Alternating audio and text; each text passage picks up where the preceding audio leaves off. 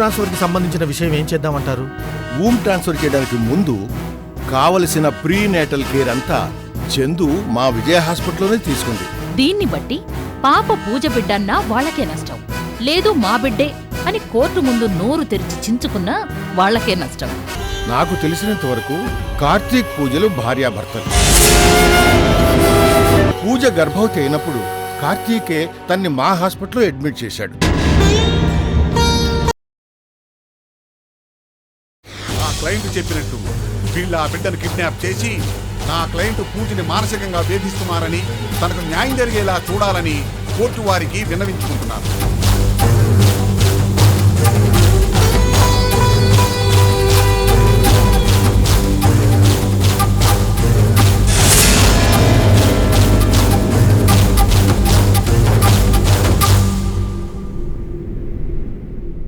అదేవిధంగా ఈ కేసును దర్యాప్తు చేస్తున్న సిఐ వినాయక్ రాజును కూడా ఎగ్జామిన్ చేయడానికి పర్మిషన్ ఇవ్వవలసిందిగా కోర్టు వారిని కోరుకుంటున్నాను. Permission granted. Thank you your honour.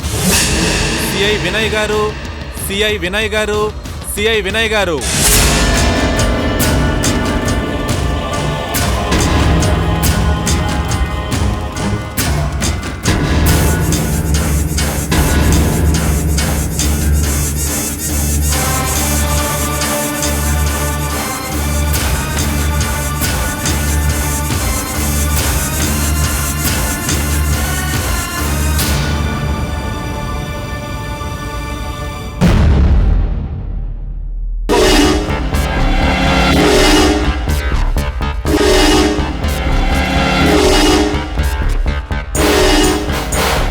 చెప్పండి సిఐ వినాయక్ రాజు గారు, నా క్లయింట్ పూజ తన బిడ్డను తన భర్తే కిడ్నాప్ చేశాడని కేసు పెట్టిందా? అవునండి, పెట్టింది.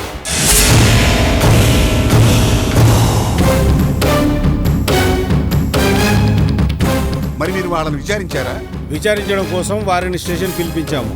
కానీ ఈ కార్తీక్ ఆ చంద్రముఖిలు మాకు ఏమాత్రం కోఆపరేట్ చేయలేదు. నో సార్, మా మీద అసలు కేసే పెట్టలేదు.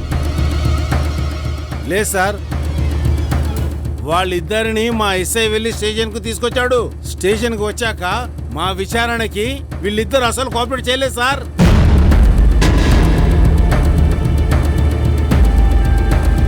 చెయ్యకపోగా వీళ్ళిద్దరిని అక్కడనే కూర్చోమని చెప్పి నేను వేరే కేసు చూసుకుని వచ్చే లోపు వీళ్ళిద్దరు మరీ ఒకరికొకరు దగ్గరగా కూర్చొని, అది పోలీస్ స్టేషన్ అన్న ఇంగిత జ్ఞానం కూడా లేకుండా ముద్దులు పెట్టుకున్నారు సార్.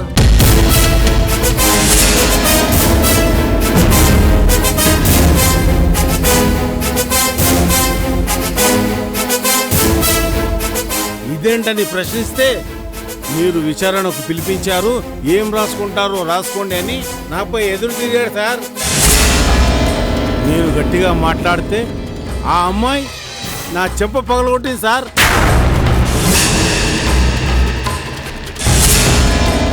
ఇతను నా కాలర్ పట్టుకొని మాకు పాజిటివ్గా రాయకపోతే చంపేస్తాను నా కొడక అని నన్నొక రౌడీలా బెదిరించి తిట్టాడు సార్.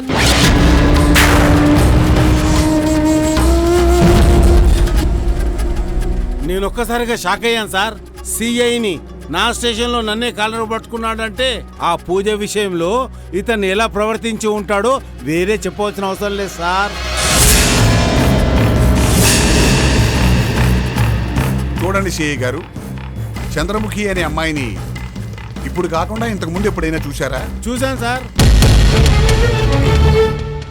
ఎక్కడా? గతంలో ఒకసారి ఈ అమ్మాయి మా స్టేషన్కి వచ్చింది సార్.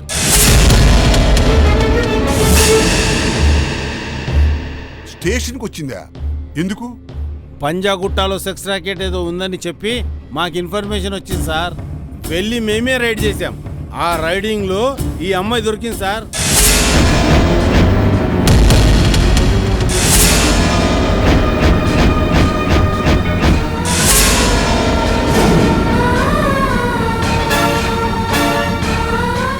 అంటే ఈ అమ్మాయి సెక్స్ వర్కరా? అదేమో నాకు తెలియదు సార్. అరెస్ట్ చేసిన గంటలోపే ఇతనే ఎవరో బడా నాయకుడు రికమెండేషన్తో వచ్చి ఈ అమ్మాయిని విడిపించుకొని తీసుకెళ్ళిపోయాడు సార్. అంతవరకే నాకు తెలుసు సార్. ఈ అమ్మాయి సెక్స్ వర్కరా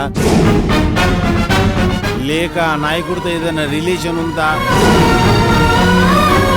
అవన్నీ నాకేమీ తెలియదు సార్.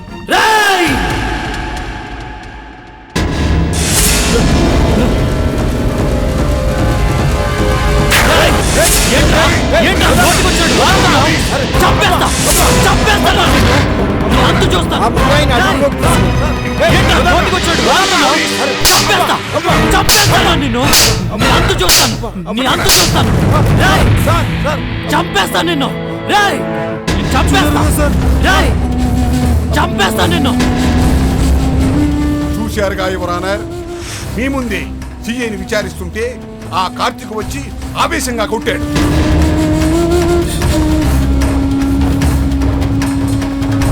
మీ ముందే ఈ విధంగా ప్రవర్తించిన వాడు పూజ దగ్గర పోలీస్ స్టేషన్లోనూ ఆవేశంగా ప్రవర్తించలేదు అనడానికి గ్యారంటీ ఏమిటి?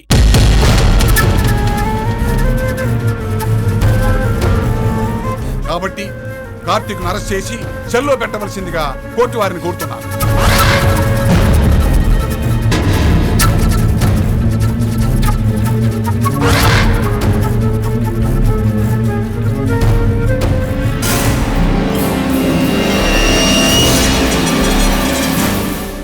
ఎస్, వాదోపవాదాలు జరుగుతుండగా ముద్దాయి కార్తీక్ ఆవేశంతో కోర్టులో డ్యూటీలో ఉన్న సిఐని చేయి చేసుకున్నందుకు గాను అతన్ని కస్టడీలోకి తీసుకోవలసిందిగా పోలీసులను ఆదేశిస్తూ ఈ కేసును ఈ నెల 19వ తేదీకి వాయిదా వేస్తున్నాను.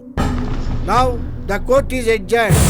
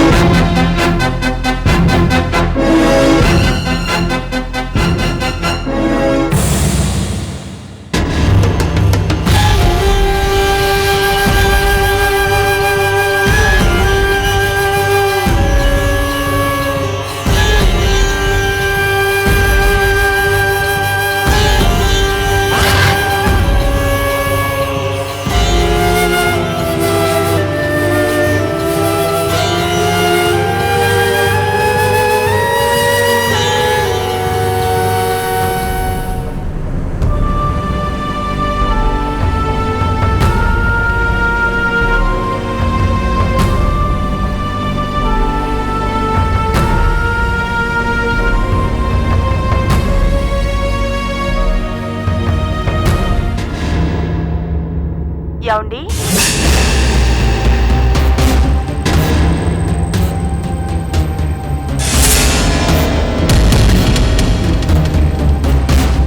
ఏమండి? పూజ గారు లైన్లో ఉన్నారు, వచ్చి మాట్లాడు. ఏంటంట?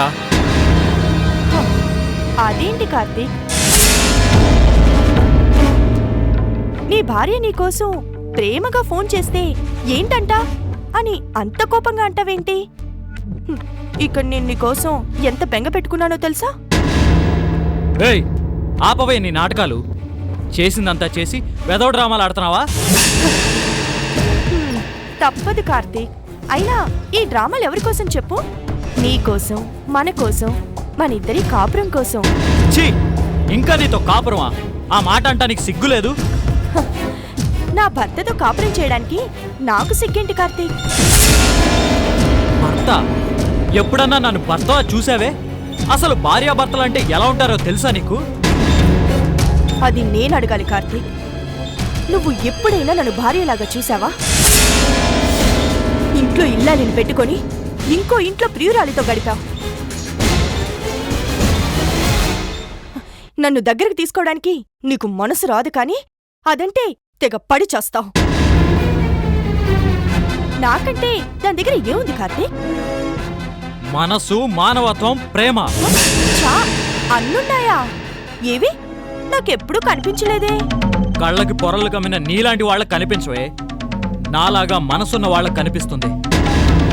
అయినా నేను ప్రేమించాను కదా కార్తీక్. నాది ప్రేమ కాదా? నువ్వు ఎంత చీదరించుకున్నా, ఎన్ని డ్రామాలాడినా, ఎన్ని విధాలుగా హింసించినా ఏ రోజు నిన్ను వద్దనుకోలేదు. అప్పుడు ఇప్పుడు ఎప్పుడు నీకోసమే తాపత్రయపడుతున్నాను, నీకోసమే పోరాడుతున్నాను. కానీ నువ్వు కొన్ని రోజులు చందు అన్నావు, అది లేదనుకొని నా మెళ్ళో తాళి కట్టావు. మళ్ళీ అది ఉందని తెలిసిన తర్వాత నన్ను వదిలేసి దాంతో తిరుగుతున్నావు. మరి నీదే ప్రేమ కాంతి? ఇన్ని విధాలుగా మారిన నీదేమో గొప్ప ప్రేమ, కానీ నీకోసమే తాపత్రయపడుతున్న నాదేమో రాక్షస ప్రేమ. నేను ఎన్ని విధాలుగా తిరిగినా నన్ను వంచించి ఆ పరిస్థితి తీసుకొచ్చింది మీరే.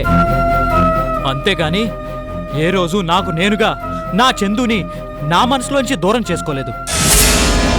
కానీ ఇప్పుడు చేసుకుంటున్నావు కదా, అర్థం కాలేదా? ఆ చందు కోసం నువ్వు ఇలా తాపత్రయపడుతున్నావని మా అమ్మ ఆ చందుని బజార్కి ఇచ్చింది, నిన్నేమో పోలీస్ స్టేషన్లో పడేసింది. ఇప్పుడు ఊరికే ఊరుకుంటుందనుకున్నావా? నువ్వు ఆ స్టేషన్ నుంచి బయటకు వచ్చేలోపు మా అమ్మ ఆ చందుని చంపేసినా ఆశ్చర్యం లేదు. అప్పుడు నేను మీ అమ్మని వదిలేస్తాను అనుకుంటున్నావా? వదిలేకపోవచ్చు, కానీ ఏం లాభం? నువ్వు మా అమ్మని ఏదో చేసినంత మాత్రాన పోయిన చందు మళ్ళీ బ్రతికి రాదుగా. ప్లీజ్ కార్తీక్, ఆవేశపడకుండా నన్ను అర్థం చేసుకో. పంతానికి పోయి ఆ చందు ప్రాణాలు తీయడం కన్నా చందుని ప్రేమించిన నిజమైన ప్రేమికుడిగా తన ప్రాణాల్ని కాపాడు, తనని బ్రతికించు. అలాగే నీకోసం తాపత్రయపడుతున్న నా ప్రేమని గెలిపించు. అప్పుడు ఎవరికి ఏ బాధ ఉండదు. నీది ప్రేమ, అది నేను గెలిపించడం. ఫోన్ చేసావు కాబట్టి బతికిపోయావు. అదే పోలీస్ స్టేషన్కి వచ్చుంటే నరికి ముక్కలు చేసేవాణ్ణి. నోరు మూసుకుని ఫోన్ పెట్టవే. నోరు మూసుకోవాల్సింది నేను కాదు కార్తీక్, నువ్వు. చాలాసార్లు చెప్పాను ఆవేశపడకుండా ఆలోచించని. నువ్వు ఆవేశపడటం వల్ల ఏం లాభం లేదు. ఆలోచించి మా అమ్మ దగ్గర లొంగిపోయావనుకో, అంత హాయిగా ఉంటుంది. ప్లీజ్ కార్తీక్. ఏంటే మీ అమ్మ దగ్గర లొంగిపోయేది? మీ దగ్గర లొంగి బతికే బతుకు ఒక బతికేనా? ఫోన్ పెట్టవే.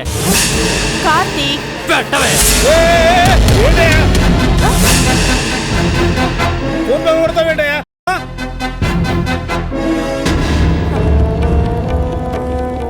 ఫోన్ పగలగొట్టినంత మాత్రాన సమస్య పరిష్కారం కాదు కార్తీక్.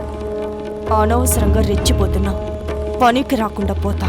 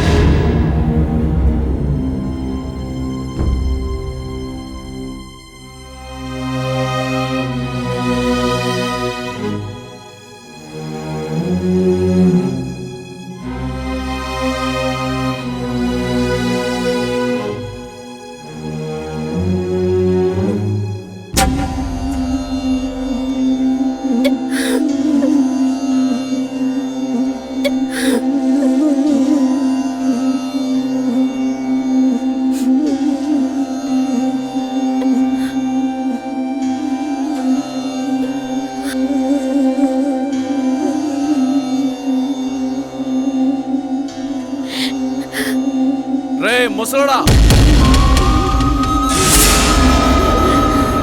ఇంకా ఎందులో నా ఇంటికి వచ్చావు? నా అక్క సచ్చిందో బ్రతికిందో చూసిపోదామని వచ్చావా?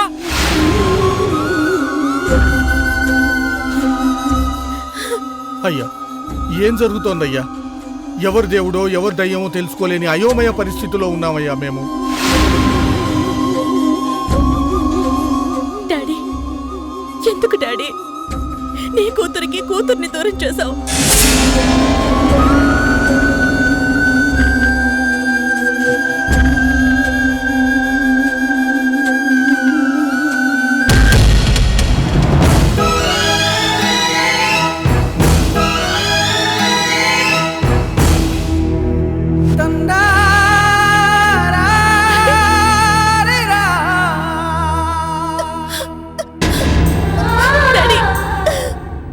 పురుషోత్తం గారు, ఏమిటిది? ఏమైంది సార్? రాఘవరావు గారు, నా వల్ల చాలా పెద్ద పొరపాటు కాదు, చెయ్యకూడని ఘోరం జరిగిపోయిందండి. కోర్టులో అలా అబద్ధం సాక్ష్యం చెప్పాల్సి వస్తుందని నా చందు కల్లో కూడా అనుకుని ఉండదు. కాటికి కాళ్ళు సాపుకొని కూర్చోవలసిన ఈ వయసులో నేను అబద్ధం ఆడానండి. మీ అమ్మాయి జీవితం అన్యాయం అయిపోయే పరిస్థితి ఏర్పడింది. డాడీ, ఎప్పుడో చనిపోవాలనుకున్న నాకు మీరే ప్రాణం పోశారు. అందుకే ఆ రోజు నుంచి ఈ రోజు వరకు నేను మిమ్మల్ని డాడీ అని పిలుస్తున్నాను. కానీ ఈ రోజు మీరు కోర్టులో ఈ విధంగా చెప్తుంటే నమ్మలేకపోయాను డాడీ. అసలు ఏమైంది డాడీ? మనం ముందుగా మాట్లాడుకున్న విషయం ఎలా పసిగట్టిందో గాని ఆ యశోధర పసిగట్టిందమ్మా.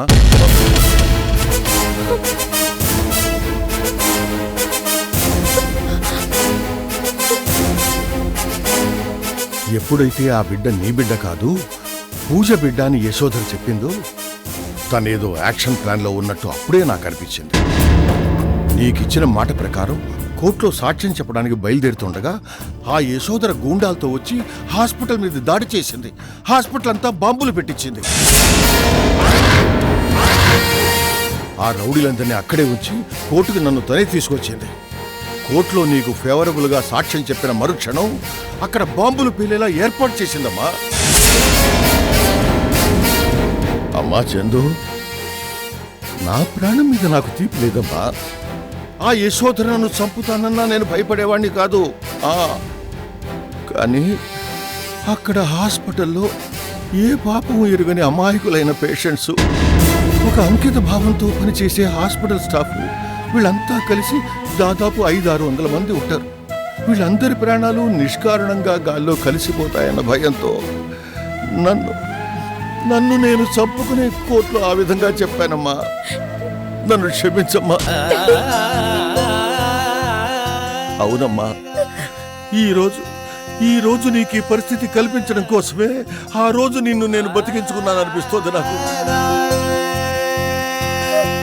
ఇవాళ కోర్టులో ఫోన్లో నిలబడి తప్పుడు సాక్ష్యం చెప్పిన తరువాత నీ మొహంలోని బాధను చూడలేక, మీకెవరికీ నా మొహం చూపించలేక పరుగు అక్కడి నుంచి వెళ్ళిపోయాను. నేను చేసిన తప్పుకి ఆత్మహత్య చేసుకోవాలనిపించిందమ్మా. ఆత్మహత్య చేసుకోవాలనిపించింది.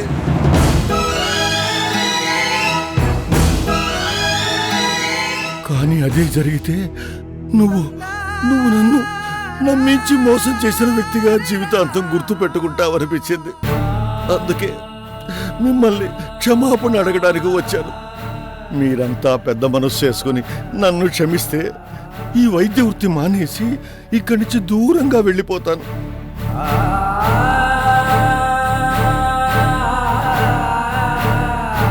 అమ్మా, నన్ను క్షమించమ్మా. నన్ను క్షమించు తల్లి. నన్ను క్షమిస్తావా అమ్మా చందు?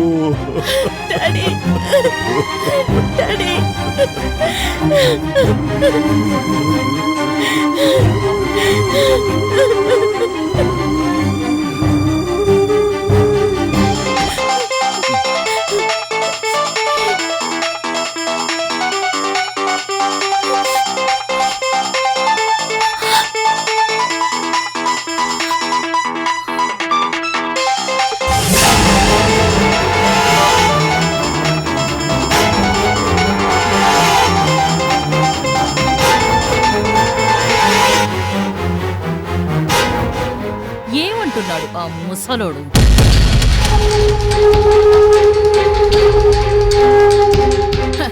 ప్రపంచమంతా నన్ను పతిత అనుకున్నా పర్వాలేదు, నా బిడ్డ నాకు దక్కితే చాలు అని వీరమాతలాగా తెగ ఫోజులిచ్చావు కదే. ఆ రాఘవరావు ఆలోచన పిడిసి కొట్టిందా? నీ త్యాగం బురదలో కలిసిపోయిందా? పాపం, మానం పోయిందని ఒప్పుకున్నా ప్రాణానికి ప్రాణమైన నీ బిడ్డ నీకు దక్కలేదే.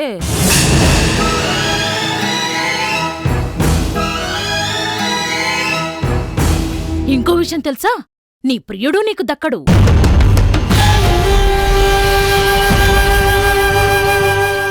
కేసు మీరు ఓడిపోతే వాడికి పడేది 2 ఏళ్ల జైలు శిక్ష. అప్పుడు వాడు లేని టైంలో నీతోనే కాదే నీ కుటుంబంతోనూ ఆడుకుంటాను కబడ్డీ. కబడ్డీ కబడ్డీ కబడ్డీ.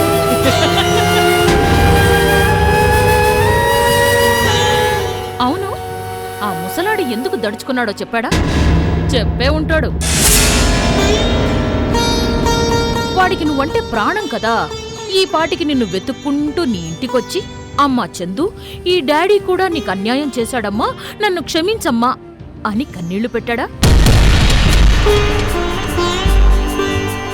ఆ యశోధర నా హాస్పిటల్లో బాంబు పెట్టింది, నీ మానం పోయినా పర్వాలేదు, నీ ప్రాణానికి ప్రాణమైన నీ బిడ్డ నీకు దక్కకున్నా పర్వాలేదు, కాని నా హాస్పిటల్కి ఏం కావద్దు, అందులో ఉన్న రోగిష్టి వాళ్ళకేం కావద్దని అలా అబద్ధం చెప్పానమ్మా, నన్ను క్షమించమ్మా అని అన్నాడా?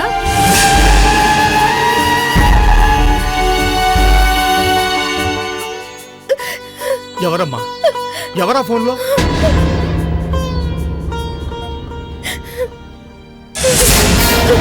ఏ యశోధరా, నా కూతుర్ని 10 నిమిషాలు కూడా ప్రశాంతంగా ఉండనివ్వవా? అది ప్రశాంతంగా ఉంటే నా బ్రతుక్కి అర్థమే ఉంటుంది రాఘవరావు. నా బ్రతుక్కి ప్రశాంతత ఎక్కడుంటుంది? ఏయ్ రాఘవరావు, ఫోన్ కదా అని నోరు చించుకోకు. ఇప్పుడు నువ్వేం చించుకున్నా ఒరిగేదేమీ లేదు. దాని మానం ప్రాణం అన్ని కోర్టులో తాకట్టు పెట్టాను. చట్టాన్ని నా చిటికెన వేలుతో ఆడుకుంటున్నాను. ఆ చందుని దాని కూతుర్ని నానా హింసలు పెడతాను. కోర్టు దాని కూతుర్ని నా కూతురుగా తీర్పు చెప్పి నా ఇంటికి పంపిస్తుంది. దాన్ని బజారుదానిగా గుర్తించి రోడ్డు మీదకు పంపిస్తుంది. నా చేతుల్లో దాని కూతురు, జనం నోట్లో నీ కూతురు. ఎలా ఉంది ట్విస్ట్? నీకు నీ కూతురికి సమ్మగా ఉందా? పట్టపగలే చుక్కలు కనిపిస్తున్నాయా? అప్పుడే ఏమైంది? ఇంకా కోర్టులో తేలాల్సిన విషయాలు చాలా ఉన్నాయి. రోజుకో ట్విస్ట్ ప్లే చేస్తుంటాను. ఇలాంటి పురుషోత్తములు ఎంతమంది మీ తరపున సాక్ష్యం చెప్పడానికి వచ్చినా మీరు ఏమీ చెయ్యలేరు. అప్పుడు ఇప్పుడు ఎప్పుడు ఈ యశోధరదే పై చెయ్యి. యశోధర, నా కూతుర్ని వదిలిపెట్టాయి, దాన్ని బతకనివ్వవా? నేను వదిలిపెట్టాను. అది చచ్చిందనుకుని కళ్ళు మూసుకున్నాను. కానీ అదే దయ్యంలా వచ్చి గెలుక్కుంది. అనవసరంగా పుండు మీద కారం చల్లింది. నేను ఊరుకుంటానా? చేతులు ముడుచుకొని కూర్చుంటానా? అమ్మా చందు అని 2 చేతులు ఎత్తి దండం పెట్టి వదిలిపోతానా? నో, ఎదుటి వాళ్ళని వణికించడమే ఈ యశోధరకి తెలిసిన పని. అనవసరంగా నాతో పెట్టుకొని నీ కూతురు దాని గోతులో అదే దూకింది. అక్కడే హింసించి నా కసి తీరాక మట్టి పాతరేసి కప్పేస్తాను కాని దాన్ని ఊరికే వదలను. కబడ్దార్!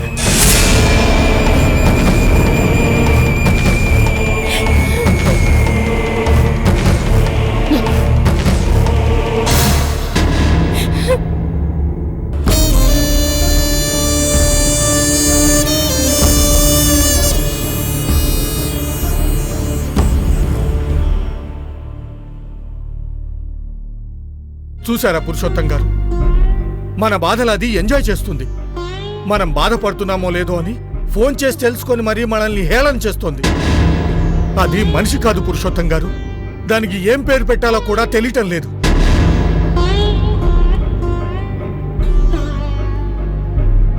ఛ!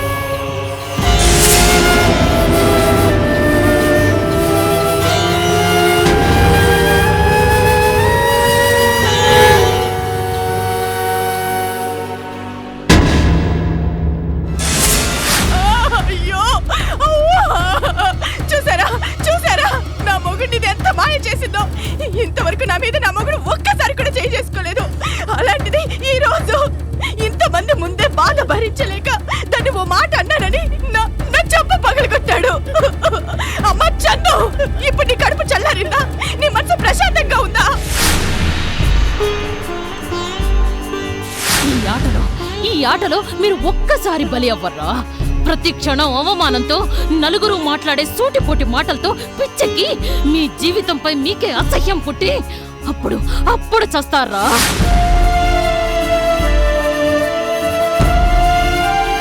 నా అల్లుడు నా కూతురికి ఒక బిడ్డ కూడా పుట్టింది. ఆ బిడ్డని నా అల్లుడే ఎక్కడో దాచిపెట్టాడు సార్.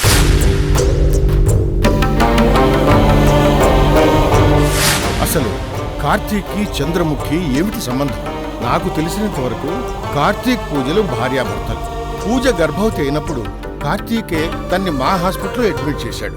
పూజ మా హాస్పిటల్లోనే ఒక బిడ్డకి జన్మనిచ్చింది.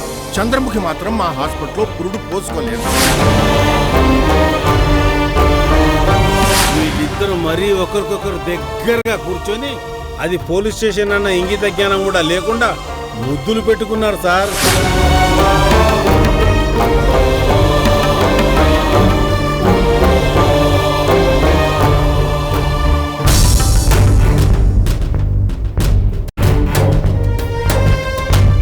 చందు, భయంగా ఉంది చందు.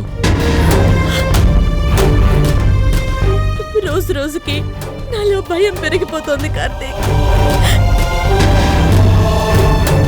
ఆ పూజ పూర్తిగా వాళ్ళ అమ్మలాగే మారిపోయింది. వాళ్ళ అమ్మ కంటే దారుణంగా తయారైంది. నీ మీద నా మీద పగతో రగిలిపోతుంది. నాకు ఫోన్ చేసి మరీ బెదిరిస్తుంది. ఆ యశోధర నిప్పులు కక్కుతుంది కార్తీక్. మొన్నటిదాకా ఉన్న కోపం కంటే రెట్టింపు కోపాన్ని పెంచుకుంది. తనకి మొన్నటిదాకా కేవలం నా మీదే కోపం ఉండేది, కానీ ఇప్పుడు నీ మీద కోపం పెరిగింది. మనిద్దరి జీవితాలతో ఆడుకుంటోంది. పుట్టిన దగ్గర నుంచి ఇప్పటి వరకు నా గురించి నేను ఎప్పుడూ భయపడలేదు. ఎవరినైనా ఎదిరిస్తాను, ఏమైనా సాధిస్తాను అనుకునేవాణ్ణి. కానీ ఇప్పుడు నాలో రోజు రోజుకి భయం పెరిగిపోతుంది. కార్తీక్, ఆ యశోధర నువ్వు బయటుంటే మాకు అడ్డొస్తావని నిన్ను ఎలాగైనా జైలుకు పంపించి ఆ తర్వాత మా మీద పగ తీర్చుకుంటుందంట. అవును చందు, నేను బయటుంటే ఎలాగైనా ఆ యశోధర ఆగడాలకు అడ్డుపడతాను, మిమ్మల్ని కాపాడుకుంటాను. అందుకే నన్ను ఈ కేసులో ఇరికించి ఆ తర్వాత జైలుకి పంపించి నేను బయటకు వచ్చేలోగా మీ జీవితాలను సర్వనాశనం చేయాలనుకుంటుంది. కార్తీక్, నువ్వెన్ని రోజులు నాకు దూరం అయినా మళ్ళీ వస్తావు అనే ఆశతో బ్రతికేదాన్ని. కానీ ఇప్పుడు అలా అనిపించట్లేదు. నిన్ను ముందు జైలుకు పంపించి ఆ తరువాత నన్ను చిత్రహింసలు పెట్టి శాశ్వతంగా నన్ను ఈ భూమి మీద లేకుండా చేస్తుందేమోనని భయంగా ఉంది కార్తీక్. చందు, ఇన్ని రోజులు ఎన్ని ఆటంకాలు ఎదురైనా, ఆ పూజ యశోధరలు ఎన్ని ఎత్తులు వేసినా, ఆ ఎత్తుల్ని చిత్తు చేసి మళ్ళీ మనం కలిసే ఒకరోజు తప్పకుండా వస్తుంది అనుకునేవాణ్ణి. కానీ ఇప్పుడు అలా అనిపించట్లేదు. యశోధర మన చేతిలో ఏమీ మిగల్చలేదు. అంతా కోర్టుకు వదిలేసింది. కోర్టులో నాకు శిక్ష పడేలా చేస్తుంది. నాకు శిక్ష పడి నేను జైలుకు వెళ్ళాక నేను తిరిగి వచ్చేసరికి మిమ్మల్ని ఏ పరిస్థితుల్లో ఉంచుతుందో, అసలు ఉంచుతుందో లేదో అని భయంగా ఉంది. భగవంతుడా, మా కార్తీక్కి ఏ ఆపద రాకూడదు, శిక్ష పడకుండా చూడు. దేవుడా, నా చందుకి ఏ అన్యాయం జరగకుండా చూడు. నా కార్తీక్ నాకు దక్కాలి. నాకు తెలిసిన దగ్గర నుంచి ఏ క్షణమో తను మనస్ఫూర్తిగా ఆనందంగా గడిపింది లేదు. నేను నా కార్తీక్ కలిసి బ్రతకాలి. మా బాధలన్నీ తొలగిపోయి మనస వాచ కర్మణ తనకు దగ్గరయ్యి మేమిద్దరం కలిసి బతకాలి.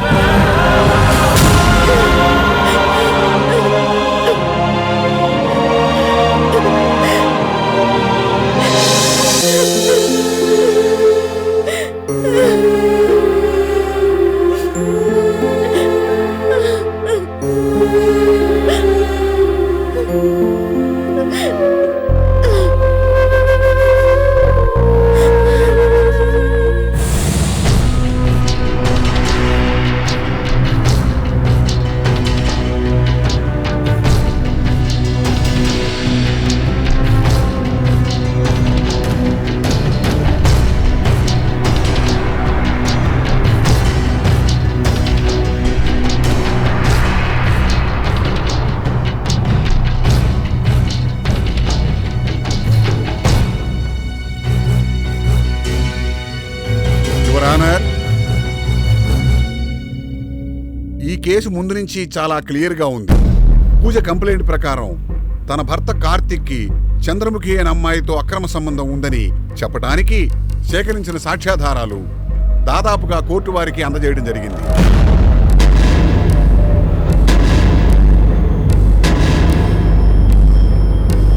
పూజ ఆ చంద్రముఖి ఇంటిపై దాడి చేసినప్పుడు ఆ చంద్రముఖి ఇంట్లో చంద్రముఖి కార్తిక్ కౌగిట్లో కనిపించింది. దానికి సంబంధించిన వీడియో క్లిప్పింగ్స్ ఆల్రెడీ కోర్టు వారికి అందజేయడం జరిగింది. ఆ ఫోటోలు గాని ఆ వీడియోలు గాని నా క్లయింట్ పూజో నేను లేక మరో పూజో మరో మద్దతుదారో తీసినవి కావు. మీడియా ప్రత్యక్షంగా తీసిన ఫోటోలు అవి.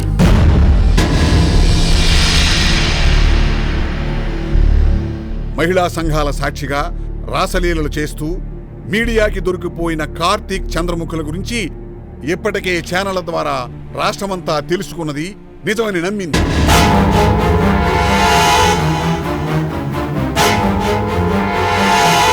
దానికి తోడు చంద్రముఖి నైబర్స్ కూడా కార్తీక్ చంద్రముఖి ఇంటికి వచ్చేవాడని, వాళ్ళిద్దరికీ ఏదో సంబంధం ఉందని, మాకు అనుమానం వచ్చిందని దాదాపుగా చెప్పారు. ఇంకో విషయం ఏమిటంటే కార్తీక్ పూజలకి పెళ్ళైన తర్వాత వాళ్ళిద్దరికీ ఒక పాప కూడా పుట్టింది. పూజని బ్లాక్మెయిల్ చేసి వాళ్ళిద్దరి బండారం బయటపడకుండా ఉండటం కోసం కార్తీక్ ఆ బిడ్డని నా క్లయింట్కి తెలియకుండా ఎక్కడో సీక్రెట్ ప్లేస్లో ఉంచాడని, ఆ బిడ్డనైనా తనకు అప్పగించి న్యాయం చెయ్యాలని పూజ తల్లి యశోధర కోర్టు వారికి విన్నవించుకున్నది.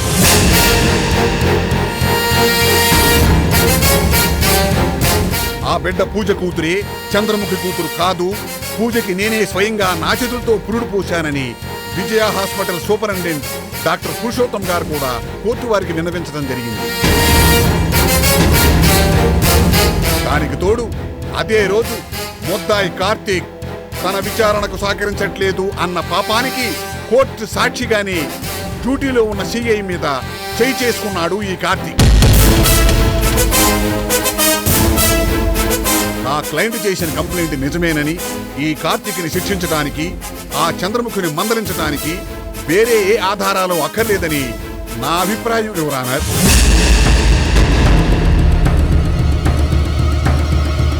కానీ మాకున్న పరిధిని బట్టి ఈ కేసు ఇంకా బలపడటానికి మరికొన్ని ఆధారాలు లభ్యమయ్యాయి.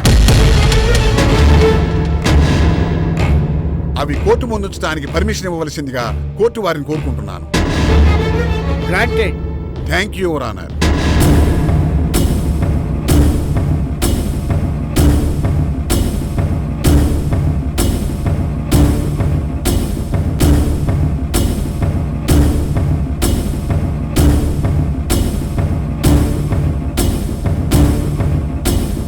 యువర్ ఆనర్, ఇవి రెండు చంద్రముఖికి యశోధర గ్రూప్ ఆఫ్ కంపెనీకి చెందిన బ్యాంక్ స్టేట్మెంట్స్.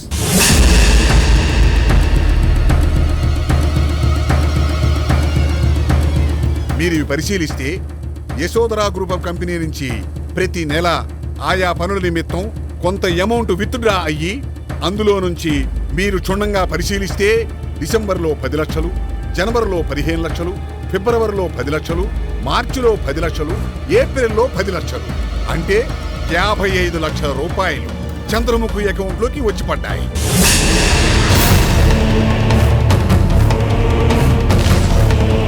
కావాలంటే మీరే పరిశీలించండి. అక్కడ విత్డ్రా అవటం, ఇక్కడ డిపాజిట్ అవటం టాలీ అయ్యాయి.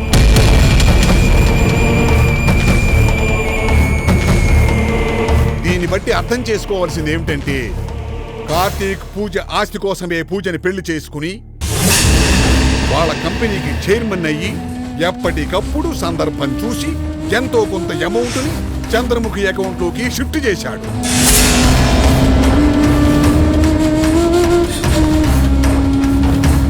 కావాలంటే మీరే పరిశీలించండి your honour.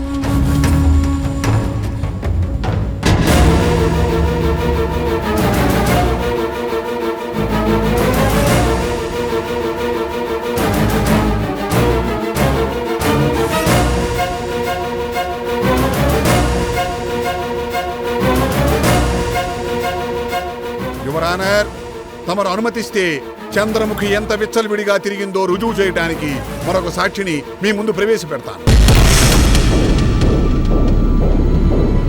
Granted. Thank you your honour.